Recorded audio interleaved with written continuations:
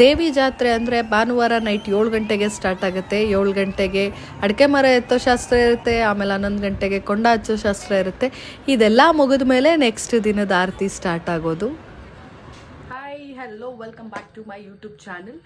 ಇವತ್ತಿನ ಈ ವಿಡಿಯೋದಲ್ಲಿ ನಾವು ನನ್ನ ಜೊತೆ ಬಂದು ನೀವು ನಮ್ಮ ಊರಿನ ಜಾತ್ರೆಯನ್ನೆಲ್ಲ ಸುತ್ತಬಹುದು.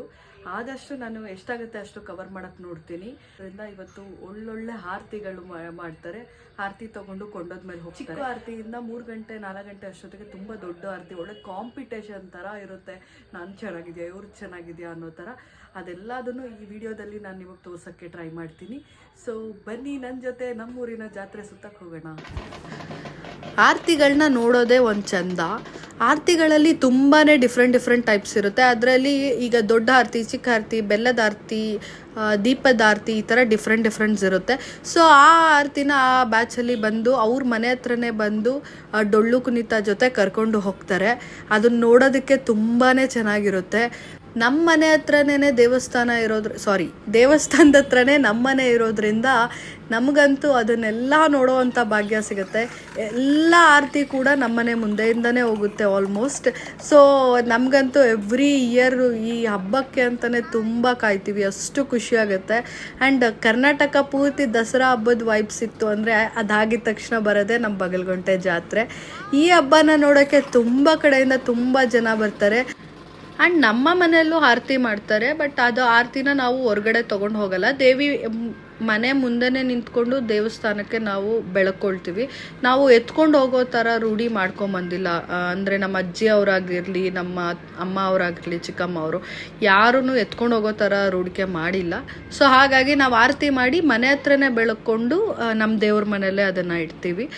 ಸೊ ಇದನ್ನು ನಮ್ಮ ಚಿಕ್ಕಮ್ಮ ಅವ್ರ ಮನೇಲಿ ಎಲ್ಲ ರೆಡಿ ಮಾಡ್ಕೊಳ್ತಾ ಇದ್ರು. ಮತ್ತು ಪ್ರತಿ ವರ್ಷ ಕೂಡ ನಾನು ಎಳ್ಬತ್ತಿ ಹಾಕೋಕ್ಕೆ ಮಿಸ್ ಆಗೋಗ್ತಾಯಿತ್ತು, ಅಷ್ಟು ಕ್ರೌಡ್ ಇರ್ತಾಯಿತ್ತು. ಸೊ ನಾವು ಬುಧವಾರ ಅಥವಾ ಮಂಗಳವಾರ ಸಾಯಂಕಾಲ ಹೋಗಿ ಹಾಕ್ಬಿಟ್ಟು ಬರ್ತಾಯಿದ್ವಿ. ಬಟ್ ಈ ವರ್ಷ ಸ್ವಲ್ಪ ಬೇಗನೆ ಹೋಗಿ ಬಂದುಬಿಡೋಣ ಅಂತ ಅಂದ್ಬಿಟ್ಟು ಬೆಳಗ್ಗೆನೇ ಸ್ವಲ್ಪ ಬೇಗನೆ ಹೊರಟೆ. ಹಾಗಾಗಿ ಸ್ವಲ್ಪ ಅಲ್ಲಿ ಜನ ಖಾಲಿ ಇತ್ತು. ಆ್ಯಂಡ್ ನನಗೆ ಅದು ಎಳ್ಬತ್ತಿ ಹಾಕಲಿಕ್ಕೆ ತುಂಬ ಮುಂದೆ ಹೋಗಿ ಇವತ್ತೇ ಫಸ್ಟು ನಾನು ಹಾಕಿದ್ದು. ತುಂಬಾ ಖುಷಿಯಾಯಿತು. ಆ್ಯಂಡ್ ತಾಯಿ ದರ್ಶನ ಸಿಕ್ಕಲಿಲ್ಲ. ಬುಧವಾರ ಖಂಡಿತವಾಗ್ಲೂ ಹೋಗ್ತೀನಿ ದರ್ಶನ ಮಾಡಲಿಕ್ಕೆ. ಇವತ್ತು ಸಿಕ್ಕಲಿಲ್ಲ, ತುಂಬಾ ಕ್ರೌಡ್ ಇತ್ತು. ಸೊ ಹಾಗಾಗಿ ನಾವು ಎಳ್ಬತ್ತಿ ಮಾತ್ರ ಹಾಕಿಕೊಂಡು ಕೈ ಮುಕ್ಕೊಂಡು ಬರ್ತಾ ಇದ್ದೀವಿ.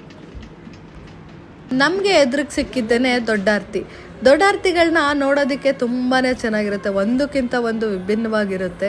ತುಂಬಾ ಖುಷಿಯಾಯಿತು ನೋಡಿ. ಆ್ಯಂಡ್ ಅವ್ರನ್ನ ಕರ್ಕೊಂಡು ಬರೋದಕ್ಕೆ ವಾಲ್ಗದವರೇ ಮನೆ ಹತ್ರ ಹೋಗಿ ಕರ್ಕೊಂಡು ಬರ್ತಾರೆ. ಅದೆಲ್ಲ ನೋಡೋದಕ್ಕೆ ತುಂಬಾ ಖುಷಿಯಾಗುತ್ತೆ.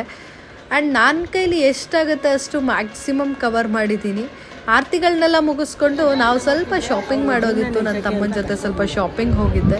ಆ್ಯಂಡ್ ಬರಬೇಕಾದ್ರೆ ನಮಗೆ ಎದುರುಗಡೆ ಸಿಕ್ಕಿದ ಕೆಲವು ಆರತಿಗಳನ್ನ ನೋಡಿ ನನಗೆ ತುಂಬಾ ಖುಷಿಯಾಯಿತು. ಇದು ಆರತಿನ ದೇವ್ರ ಮೆರವಣಿಗೆನ ಒಂದೂ ಗೊತ್ತಾಗಲಿಲ್ಲ.